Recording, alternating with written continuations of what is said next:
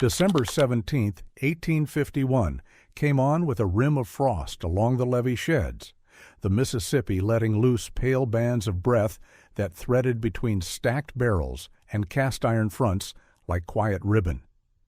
In a rear scullery pinned to a counting-room corridor, lamplight found Dinah's hands where they turned a small brass tinderbox, not to flaunt spark but to weigh a creed. The box wrote her palm like a plum, asking whether the line within her would hold. Outside, the cathedral's hammers set down a sober measure through Market Street air, iron syllables striking brick and bone until the hour stood upright without boasting. White aprons hung from pegs as if they were magistrates taught to stand and say nothing. Starch had pressed them into the posture of judgment, though cloth knows more about service than law. Behind a latched door, ledgers shuffled their calfskin and paste like men testing the shape of a promise, a paper breath that wished to be justice without ever touching labor. At the side gate a hasp tried vanity, clicking for its own sake, and the hinge, proud from old indulgence, cleared its small throat. Wood answered like a patient that has learned to endure officious hands. Dinah, seam hand and house girl, stood in the shelter of the scullery's damp brick and taught her pulse to walk with the bell's fairness instead of the city's appetite. The tinderbox took lamplight and gave it back in a dull, honest way. Its brass had been thumbed by years, the lid hinging with a civility learned from being needed, not admired. She steadied it against her other palm and read its weight the way a washerwoman reads water by feel, learning what it will take and what it will refuse. Beyond the corridor, a clerk coughed into numbers. Beyond the yard, the river shifted its shoulder against the wharf stones and said nothing at all. Smell laid its own ledger over the hour, lye and soap from the tubs, molasses and damp hemp from the sheds, the far salt of the steamboat's sweat. Each entry balanced by the bell's strict count. Names arranged themselves under her breastbone like parishioners taking unassigned pews. Josiah first, then those who keep a house standing with small, repeated mercies. Aunt Rhea with her iron quiet, the cook who could coax sweetness from winter apples, the boy who knew which door scolded and which door listened. She did not speak them. Breath carried them better than tongue. She tested the side gate with the back of her hand. The hasp, vain, met her without grace, and the hinge, proud, tried to tell the yard who it was. Not tonight, she thought, and let the thought sit where resolve belongs, neither parade nor whisper, only a weight taken up and made useful. In the counting-room, paper turned itself as if that were courage. In the scullery, the lamp burned without drama and stitched gold onto wet stone. Dinah closed her fingers over the tinderbox and felt its simple chill tame the hurry in her blood. She set her law without speaking it to anyone but brass and breath. What has been written against the living in ink and price will be answered by measure, not noise. What has been crowned by ribbon will be asked to serve under plain cloth. And doors, locks, and hinges will be taught their manners before midnight. Before going to the story, please tell us from where you are watching this video and what time this video arrived to you. Night spread a thin glaze over Maine as the winter fair breathed out fire-ring warmth and fiddle tunes that hopped like sparks, the air tasting of cinnamon, smoke, and iron coins rubbed thin. Under awnings, white cloths turned barrels into altars of show, frosting cakes and jars with borrowed virtue, while glass windows threw lamplight onto snow-damp cobbles that did not consent to shine. St. Louis bells softened inside parlors where porcelain clicked and speeches made a comfortable steam. The same strokes arrived along the cookhouse corridor as firm taps upon the ribs, keeping time for hands that could not spare applause. Beyond the courtyards, the quarter-yard kept a lean weather, cornmeal rising from pots as a river of small comforts, mittens steaming on a rope that sagged between posts, and breath lifting in brief flags that no one saluted. Doors on the merchant side boasted their hinges with bright talk. Along the fence line, gates learned to open without brag. wood taking the tone of those who must pass quietly. Dinah stood at a hinge between climates, the alley's draft on one cheek and bakery warmth upon the other, and read the city like a dress turned inside out. Seams where pride hid its thread, hems that dragged and told on their owners, a careless tack that would not hold at a strain. White aprons in the scullery breathed soap, while upstairs a cloth of the same color practiced innocence under chandelier snow. She moved through both weathers without changing her name. In the parlor, an old hymn was bent into a toast. In the cookhouse, a kettle made its own blessing from plain water and salt. Doors tried their habits as she passed. One latch snapped for the pleasure of hearing itself. Another accepted her hand with a learned hush. And the river fog leaned in the alley like an uninvited witness, impartial and unable to forget. Bells measured the hour fairly across both rooms. Only the rooms disagreed about what the counting meant. Dinah palmed the small tinderbox to feel its modest weight, steady her breath, and marked in her body where warmth pooled under the fair's long table, where frost gathered beneath the broker's sill, and where a jealous hinge along the storehouse corridor would need coaxing. The two calendars kept under one sky continued their parallel sentences. She learned the grammar of each and stored it, not as grievance, but as future use. Late spring had thrown a mild light through the counting office grate when Dinah stood before the broker's desk, the smell of paste and calfskin pretending to be permanence. She offered what labor knows how to promise without lying, hems that would take a finger's test and not ripple, sheets boiled before dawn until starch remembered discipline, errands given the quiet accuracy of a clock when it is kept by hand. In return, one clause to weigh against all those hours, Josiah's name to remain off any manifest bound to the river's wilder reaches. The planter's agent smiled as if courtesy had power. The sheriff's jaw tipped in a nod that tried to look like law. The priest, summoned for dignity, let a breath go by and called it witness. A ledger closed with a sound that wanted to be a verdict and was only paper making itself feel tall. Days practiced obedience. Bells laid their marks on the roofs, and Dinah matched them with buckets, brooms, and pins that learned to hold under stress. She kept to her side of the promise the way a seam keeps to grain, by attention rather than luck. Then the Fairmonth market, with its clamor of stock and sacks, poured toward the river pens. Pencils sharpened their little teeth. Tags found sleeve and cuff. Men with clean cuffs and soft mouths counted what did not belong to them. The Mississippi took it all in, unpersuaded, shouts, calculations, the soft hiss of lies walking on shoes dusted with flour, and leaned its shoulder against the stone without changing its mind. By lantern fall, the message arrived crookedly and then too straight. A boy who ran stairs carried his eyes like bowls too full. The cook set a spoon down so gently it did not know it had been released. The yard stopped breathing in one long, unacknowledged silence. Josiah adjusted for debt, such a small word to carry such a theft, and fever, efficient and indifferent, making distance vanish. Dinah did not drop anything, because the hand that has learned to hold does not betray itself when struck. She stood at the bottom of the warehouse stair and found on the third riser a fallen handkerchief white as surrender, creased where a wrist had trained it to obey. Powder clung to its corner, a scent that meant someone had admired themselves that morning and will sleep easily tonight.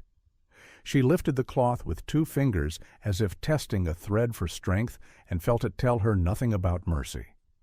White had been asked to play judge again and had done its part without thought.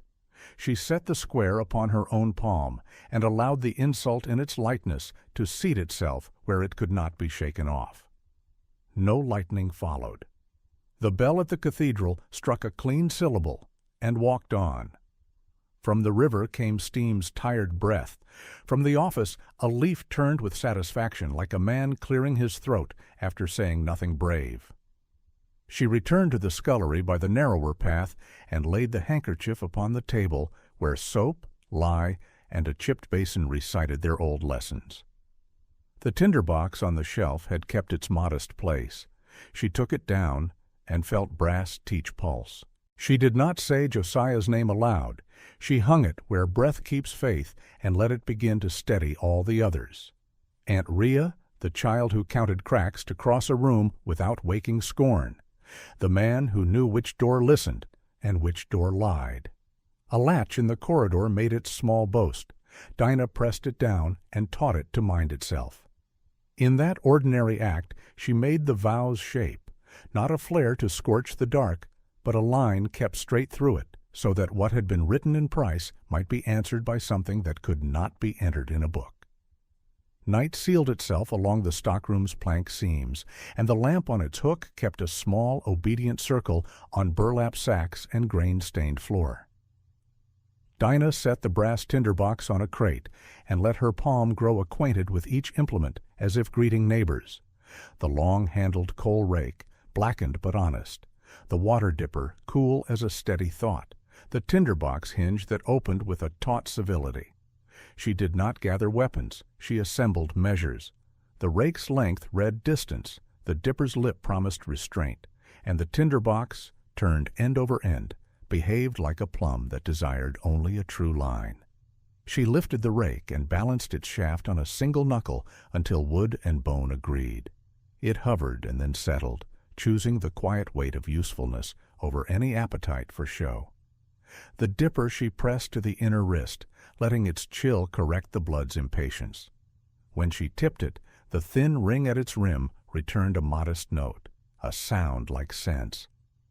The tinderbox she angled to catch lamplight and then deny it, brass swallowing glare to keep spark private. From a torn ledger margin she cut a narrow trimming and rubbed it along a tin's mouth until the seam took the lesson, close without tail-bearing. A rag she folded thin, then thinner, until cloth remembered how to be whisper. At the rear door she read the hinge with thumb and ear. Pride rasped along the pin, a little song of iron convinced that noise is authority. She warmed a finger on the lamp glass and stroked tallow into the joint until the complaint lowered itself to manners. Then she raised and set the door twice so wood would learn to take its seat without flourish. She slipped the folded rag between tongue and keeper. Metal accepted the courtesy and ceased to brag. Outside, the storehouse eaves drew a narrow thread of night air from north to south, a draught that walked with purpose if given a road. She tied the shutter to nearly, no more than a coin's clemency, so the draught would prefer obedience to whim. On the packed floor, she knelt and listened to the grain bin's hollow, palm reading the plank like a chest. Beneath, breath collected in a shallow bowl of cool, a patience that could be borrowed when linen overhead would later pretend innocence. Into the biscuit tin, under a loose step, she laid the rag and trimming and pressed the board back down until wood forgot its past conceit. The rake, leaned as a shoulder near the hearth irons, became a promise to guide embers rather than rouse them. The dipper, set by the pump bucket, declared preference for water where throats went looking for fire. Names arranged themselves without sound. Josiah first, then Aunt Rhea with her iron hush, then the small ones who learned which latch would listen. She did not ask those names to flame. She asked them to anchor. The bell beyond Market Street set down the half-hour in even coins. The sound entered the room and laid a straight path through lamp smell and grain dust.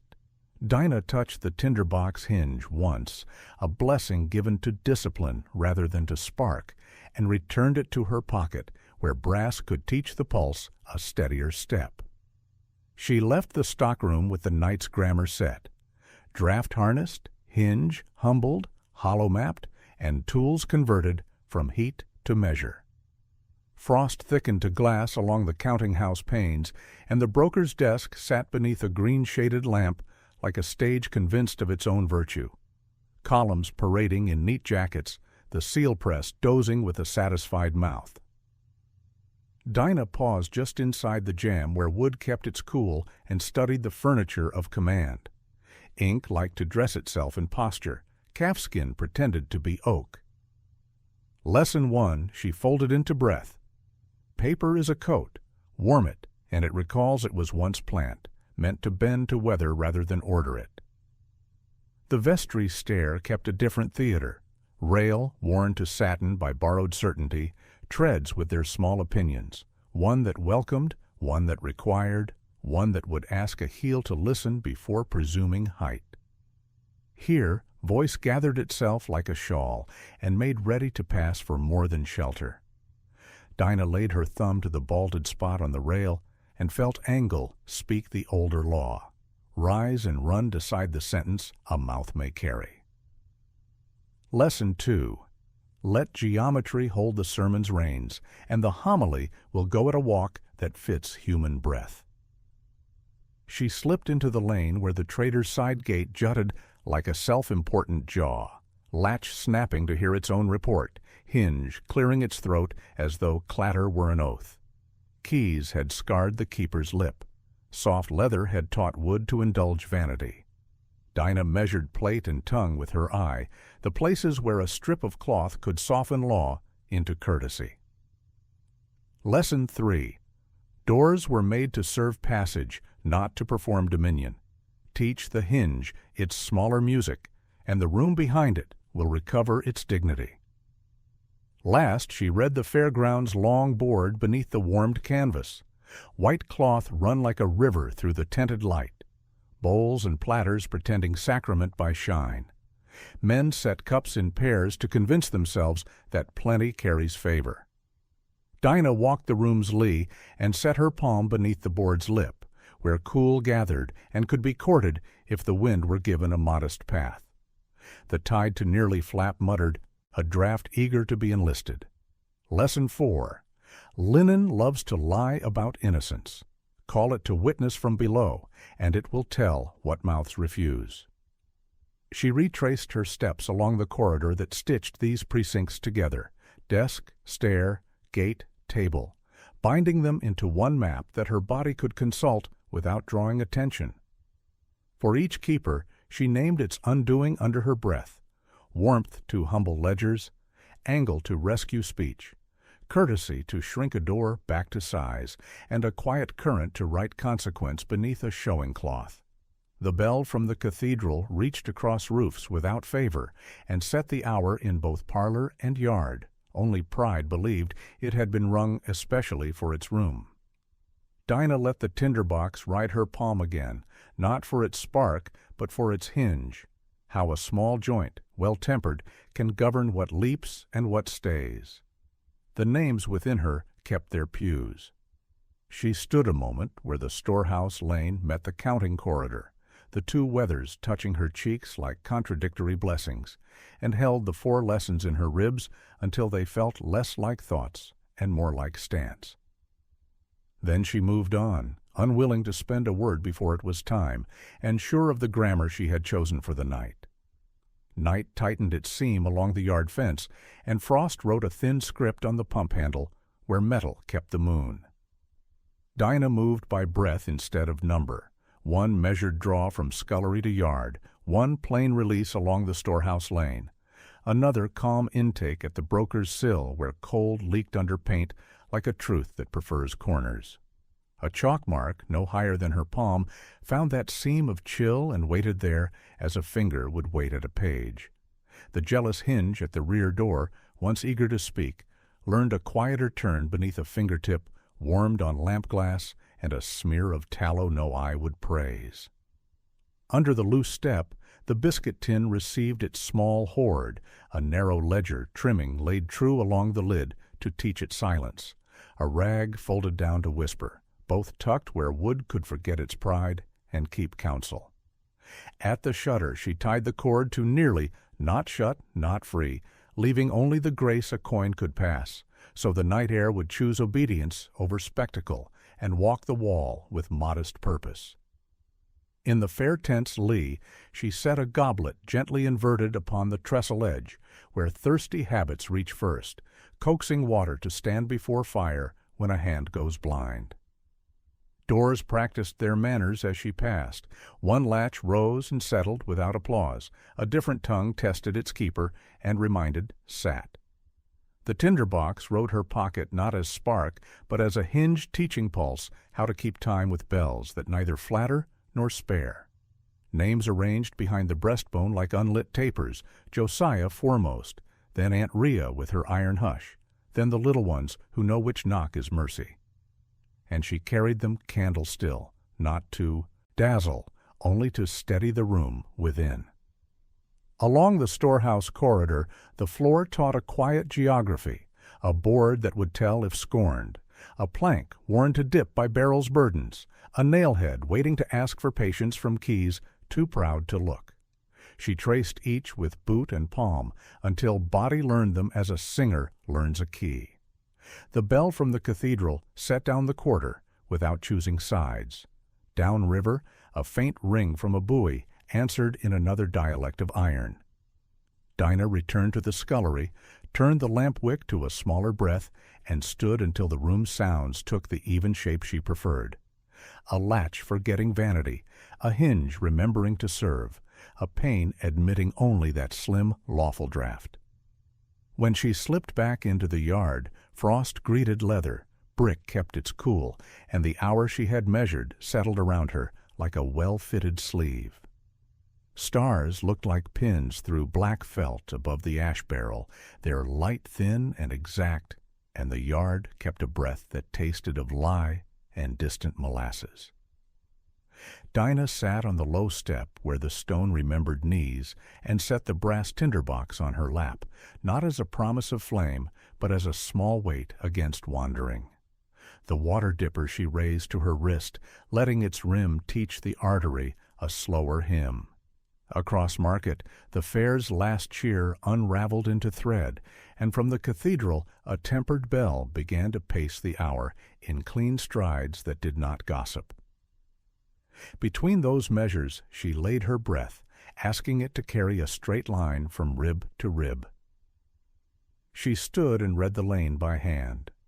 Frost feathered along the broker's sill in a narrow band where the plaster's seam gave the night its door. Her chalk mark waited, pale as bone in moonlight, exactly where fingers would seek it within darkness. The mended board near the storehouse, scar-tight, grain-honest, took weight without complaint, and the door whose pride had been coaxed into courtesy lifted and sat like an apprentice remembering rules. A nail-head glinted at ankle's height, where a deputy's keys might find pause if haste chose to learn. She walked these a second time as if tracing stitches with a thimble, then returned to the step where the yard's breath touched her cheek like a square of cool linen.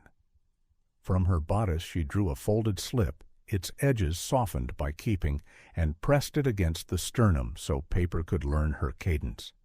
She did not open it. Names spoke inwardly the way a quiet congregation answers a prayer too intimate for air.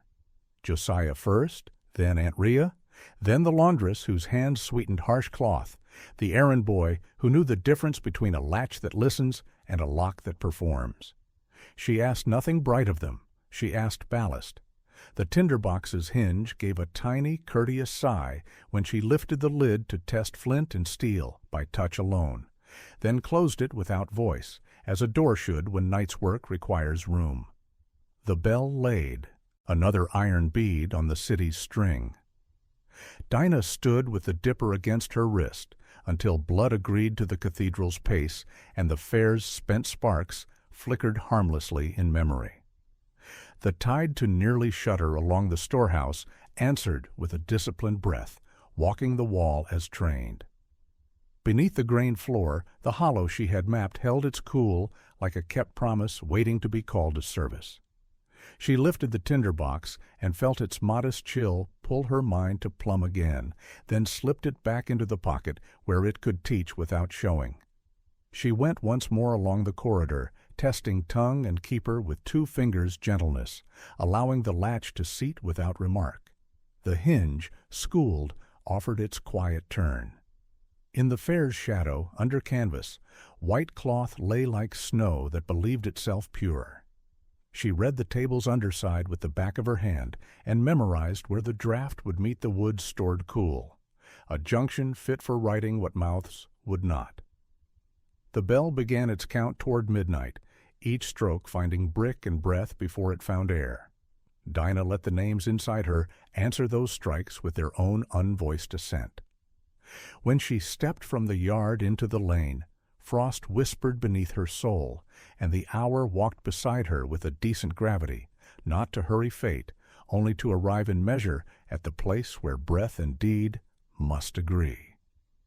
11 o'clock settled like pale varnish upon the broker's windows, the river's breath thinning into lace against glass, while a meek lamp kept its small dominion over calfskin and ink.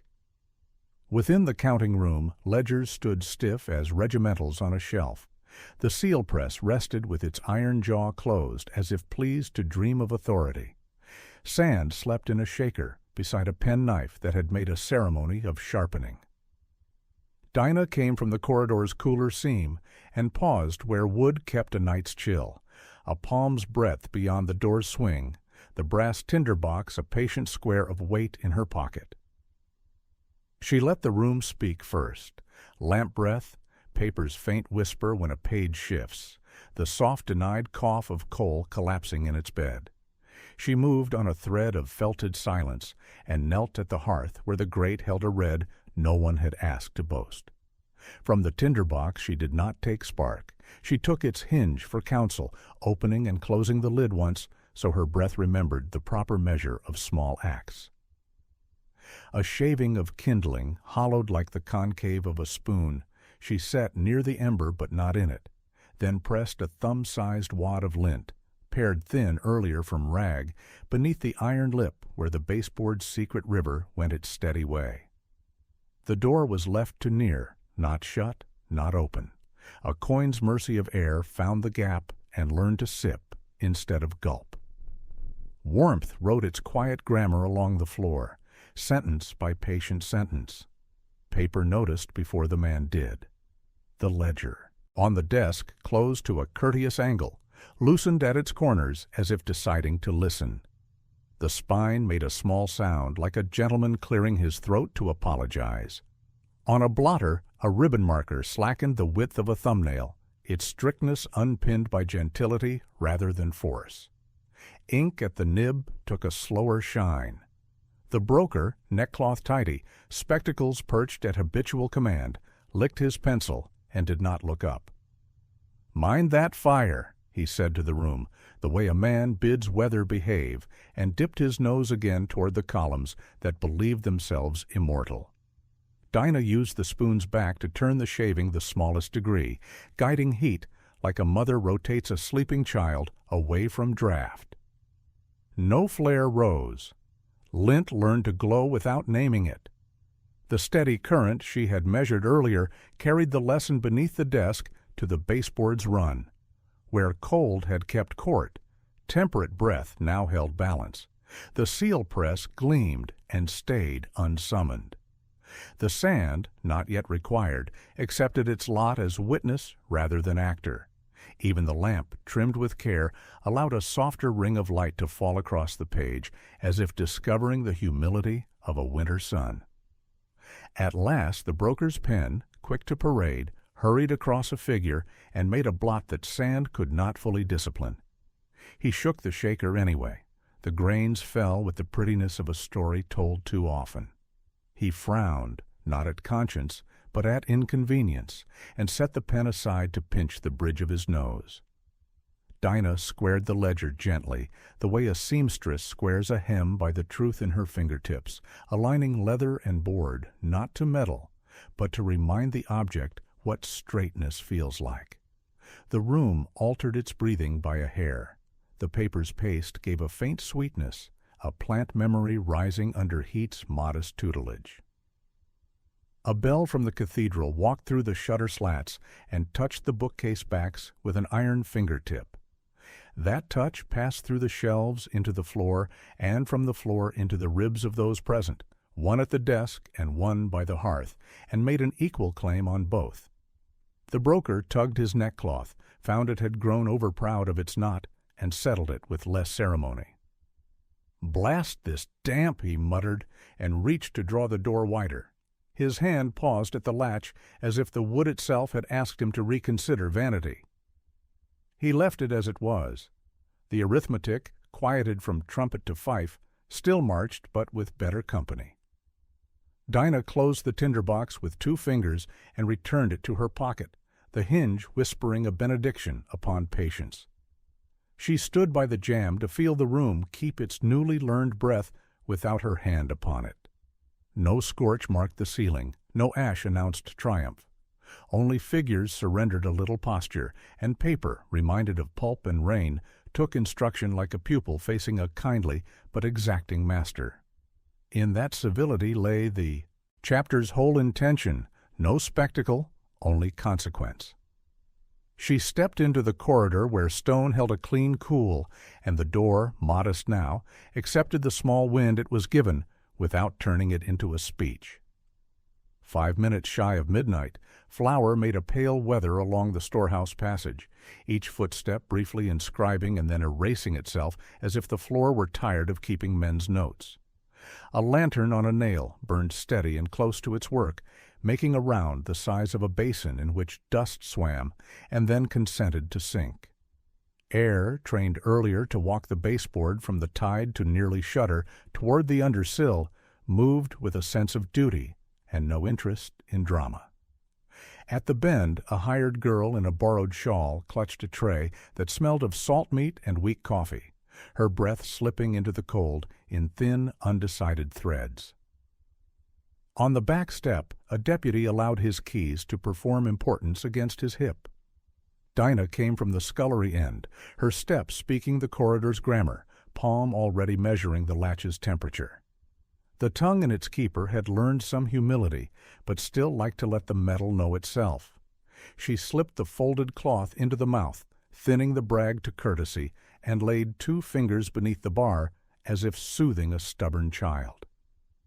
"Ease," she said, but only to iron. The hinge, once jangled for the pleasure of echo, now offered a turn as modest as a bow made to a good rule rather than to a master. The door opened just far enough to honor the tray's width, and no farther, the lantern circle holding to its task without hissing at the draft. "Back out!" the deputy snapped, trained to strike at the air before a thought could take shape, his keys snagged on a nailhead that had been quietly awaiting such exuberance. Brass chattered its surprise and then hung, like a sermon that could not find its text. The girl looked at Dinah the way a fawn looks at a tree, hoping to discover in it both shelter and instruction. "Go on," Dinah told her, the words pitched to the corridor's size, neither whisper nor shout, and the girl passed through the earned opening, tray steadying over the lintel as if a small river had been cupped in careful hands. Smell told the rest of the tale, the coffee's bitterness traveling past, the meat's salt turning the air plain, no flare of lamp, no brag of hinge, no authority, but use. Dinah withdrew the cloth and folded it once as one folds a letter not yet sent. The latch, left to itself, remembered not to clap. The deputy freed his keys and found that the performance had ended in his absence. He muttered a word dull as a pebble and stepped back into the night that did not rush to applaud him. The lantern, steadfast, grazed the flower with its warmth and made no theater of it. Down the line, the Vestry stair kept its own instruction to give. Farther yet, under canvas, the fair board waited for breath and wood to exchange their lessons. Here the passage learned a different catechism, that doors exist for passage, not spectacle, that hinges, like decent men, should do their labor without calling attention, that a latch may sit in its place and be righteous without making a sound about it. Dinah pressed her palm once to the panel in thanks and felt the wood answer with the confidence of an object restored to proper office. She left the corridor by the turn that the girl had taken, following the path of plain air she herself had tutored, her pocket's small brass square, a quiet anchor at her side. Behind her, flower resumed its equality, mark, blur, rest, refusing to keep any one person's history longer than the hour. Ahead, the stairs waited with angle in them, and the tent with its long white that loved to pretend. Time, summoned by bells, drew up its sleeves. Midnight pressed a pale sheen along the vestry stair, whale oil light laying a quiet gloss on the rail until it looked like honey kept in wood. From the fair tent came the last polite laughter, thinned to manners. From the church hall above drifted a calmer seam of air, the plaster keeping cool counsel. Where those two weathers met on the turn, the steps made a sober warning any heel could hear if pride would listen. Beyond the arch, the corridor clock measured seconds in neat, unshowy ticks, and each tick walked the banister like a discreet amen.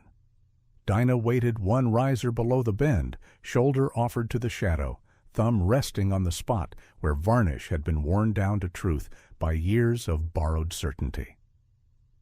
She had schooled her bones to this stair's grammar, the low lift that welcomed, the next that asked for care, and the modest difference on the third that corrected presumption without raising its voice.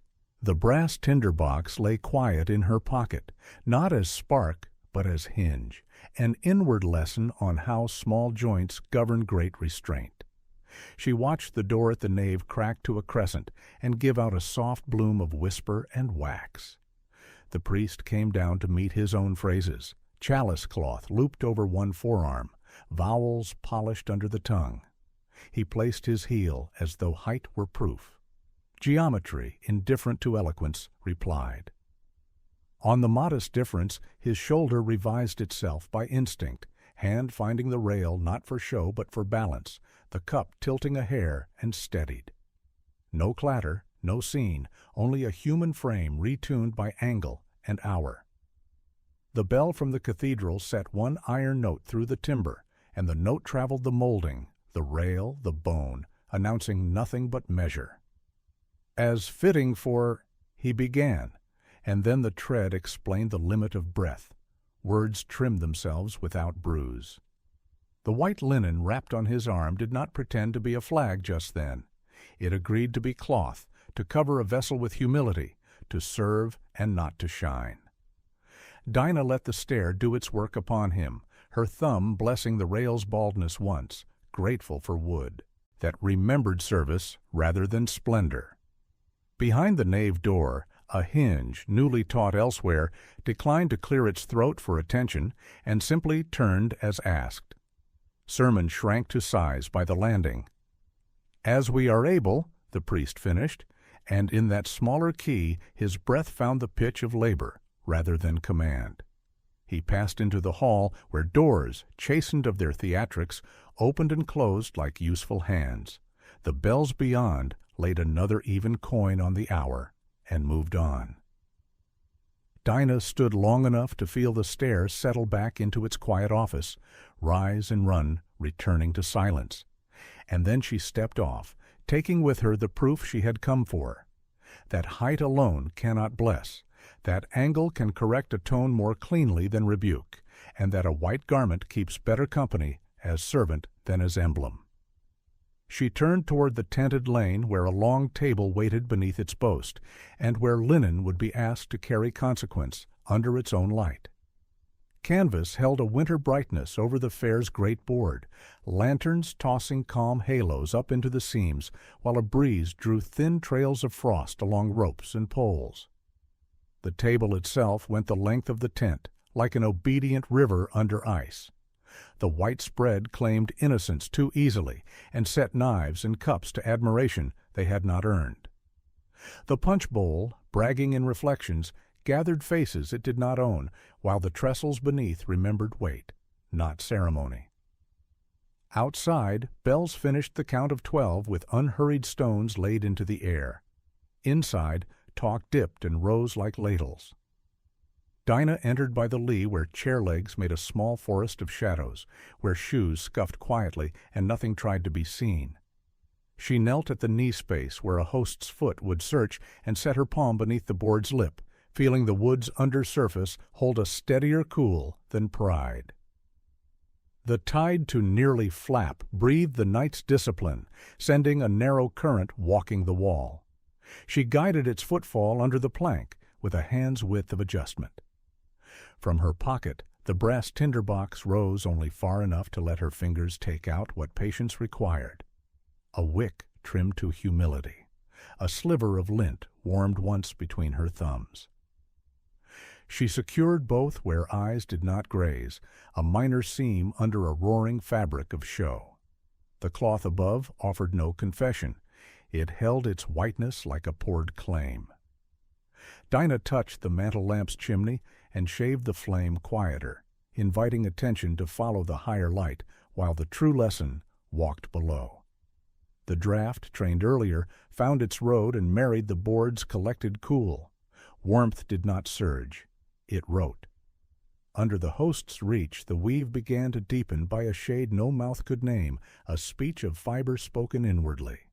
Cups fogged and cleared with honesty. A guest lifted a spoon to make the usual praise and set it down again without quite knowing why. Midnight's last syllables were still settling when the linen took its service to heart. There was no scorch, no ostentation, only a steadying of pretense into witness. The way a ledger, warmed into mercy, will let its corners relax. At the head, the white napkin misplaced its role. No longer a flag for appetite, it became briefly a guard for modesty, tended to its true office by the weather under the board. Faces looked to the bowl and found their reflections a touch less certain. A hand reached for the dipped ladle, then, remembering thirst, reached for water first. That simple preference testified better than any speech. Dinah, breath fixed to the bell's even stride, tested the underside with 2 fingers and felt the obedience of lint and current hold in place, the work doing itself because it had been taught rightly. She set an inverted glass where a careless thirst would encounter it before wine, and allowed the tense brightness to continue its pageantry undisturbed. The merchants laughed on cue. The steward kept his circuit of nods. The cloth, instructed, recorded what voices would not carry. No one could say why the room had become sober around the edges. They only shifted in their seats, as if remembering that chairs are made for backs, not for triumph. She withdrew to the shadowed run of chair legs with the quiet authority of a hand that prefers tools to applause. Hinge and flap, reformed elsewhere, took the mild tug of wind and answered without vanity. The bells finished their labor and left clean air. Under canvas, the white kept its testimony where only bone and board could feel it, and the bowl surrendered a portion of its vanity to service. Dinah stepped out into the thin night with the tinderbox settling, hinge to hinge with her own temper, and turned toward the pump's stone, where Predawn would ask for balance rather than brilliance. Predawn thinned the dark along the pump stone until the iron took on a pale skin, and the breath of the river came up market, like a clean cloth wrung once and shaken. Dinah set the biscuit tin upon the lip of the trough, lowered the bucket, and let the rope sing a low fibered note against wood as though memory were a sound. When she tipped the dipper, water sheeted over brass with the discipline of a practiced bow. No flourish, only the soft reply of heat surrendering its claim. Metal kept its counsel beneath her palm, the temper even, the lid taught to seat without a syllable by the narrow trimming pressed along its seam. She walked the lean side of the storehouse, where frost wrote faint branches upon plank, giving back to tools the ordinary company of their kind. The coal rake leaned as ballast, a straight rebuke to restless embers. The dipper stood where a first reach would find water before anything stronger. The tinderbox, cooled, returned to pocket, not as promise but as hinge, small joint reminding pulse to keep a fair cadence. Near the scullery step, she poured a second measure upon packed earth. The circle widened, drank, and left a dark ring like a signed sum, final without spectacle, legible to any hand that knows work. Behind her, manners held. A latch rose and sat without praise. A hinge turned according to purpose, with no desire to be admired. A door remembered the older dignity of receiving and releasing without speech. Bells from the cathedral kept their iron grammar out over rooftops. A barge bell answered downriver, both laying measure on bone rather than on show. Names within her shifted from bright to durable, Josiah foremost, then Aunt Rhea, then the young with their lean patience, each taking its place as ember rather than spark, enough to warm the day's length, not to leap and be gone. She returned the biscuit tin to its discreet place among objects that earn their keep, a jar that mined seed, a hammer with its scarred face, a box of bent nails saved for second service, and rested her hand a breath upon the lid the way bread is blessed when set to cool. The yard's air lifted clean and exact along the brick. The pump handle wore its small frost without complaint. Dinah stood until the hour fit, close as a well-made sleeve, neither triumph nor lament, only rightness, and turned toward the corridor she had taught to quiet, ready to let daylight judge what night had set in order. Dawn unknotted itself along Main, and wagon wheels began their old sentences. Grit under rim, harness giving back a measured ache, hoof striking curb in tolerable remarks. Shutters along the merchant row tested their tongues, and, remembering instruction, declined to chatter.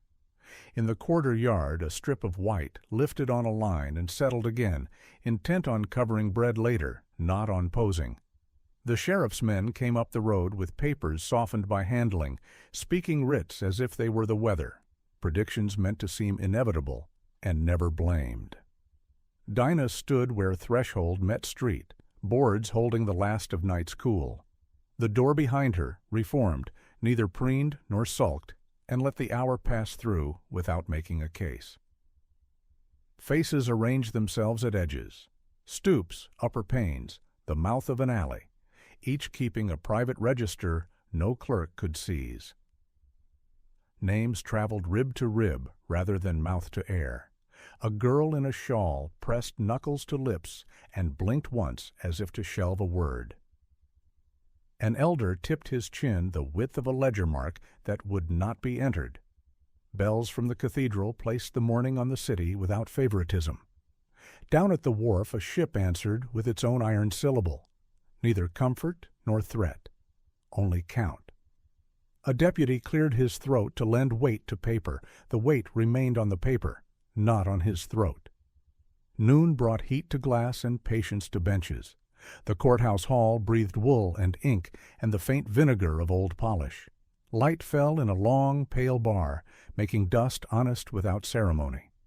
Papers lay with their corners slightly darkened where uncertain fingers had fretted them. A pen waited at obedient attention beside a square of sand that had never fixed a lie, but had often prettied one. Questions came like pickets set in ground. Answers met them where truth would stand, and withheld where speech would have taught a wrong lesson to live. The bell beyond set down each hour upon the chest, and moved on, leaving ribs to keep what they had learned. A clerk who believed in smooth columns looked at a blot that refused to be improved and doubted his pen instead of his premise for the measure of a breath. A priest found his voice obedient to stare and angle in spite of himself. A constable's keys lay quiet and offered no remark. Dinah kept a plain posture, no bow for show and no stiffening for defiance, allowing the room to discover that eloquence cannot make an unbalanced sum read fair. When the speaking was finished, benches exhaled together without verdict, only the sound of bodies recognizing gravity.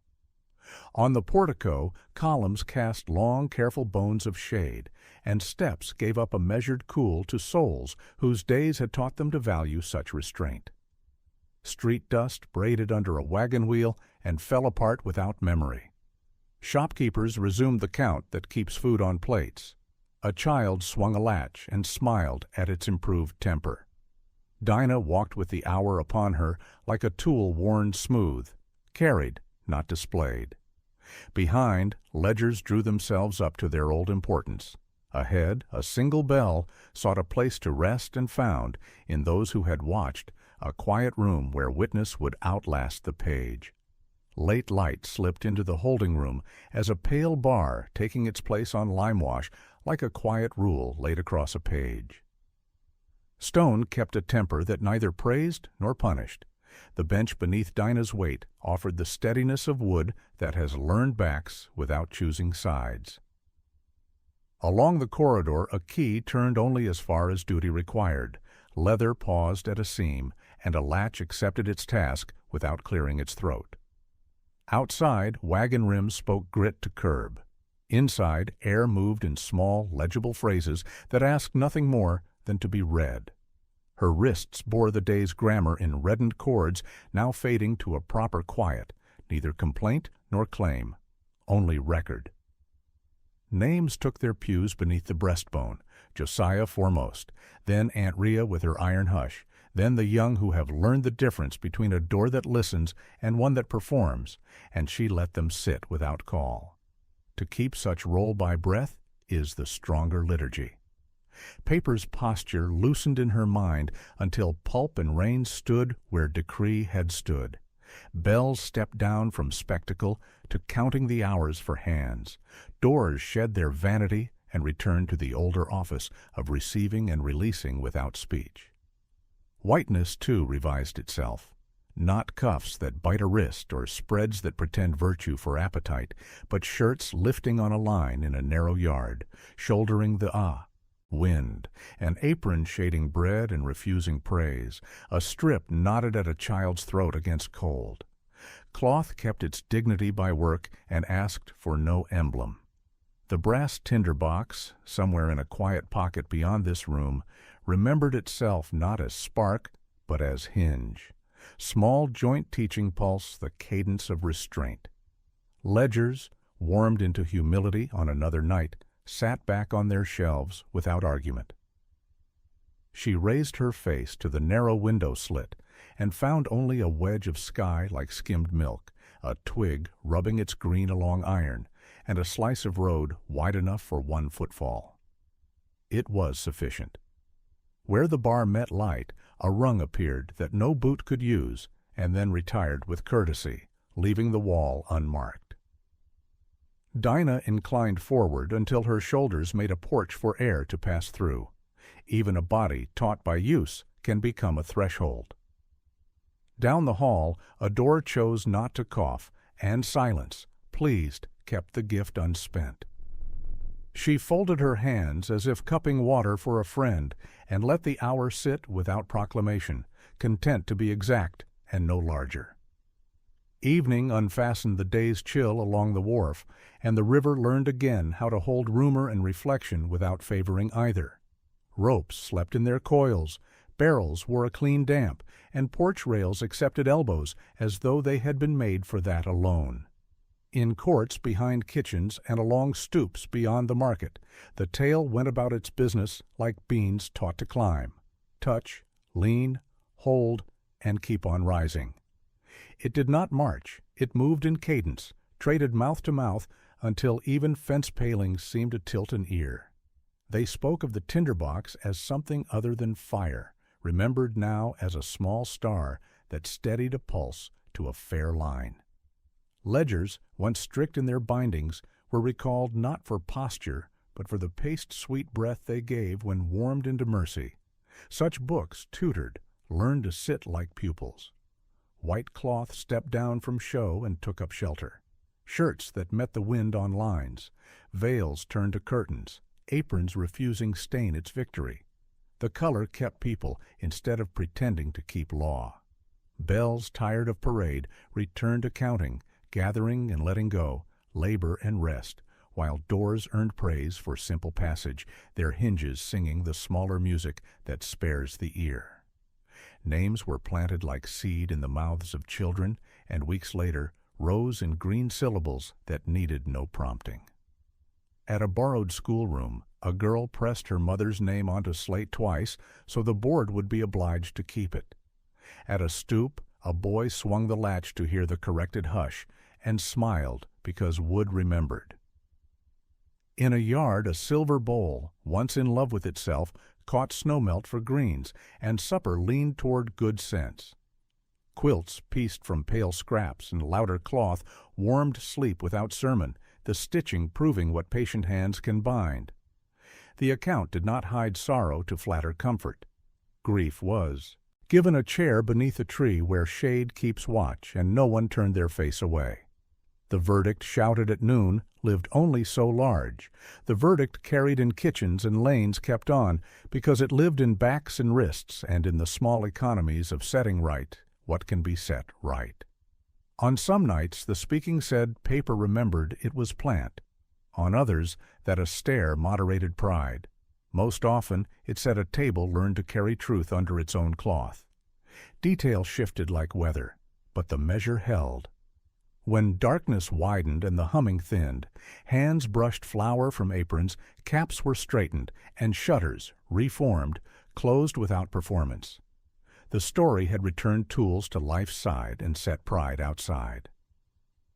If this story spoke to you, come back for more, tap to follow, show a little support, and share a short thought so another name can be carried forward.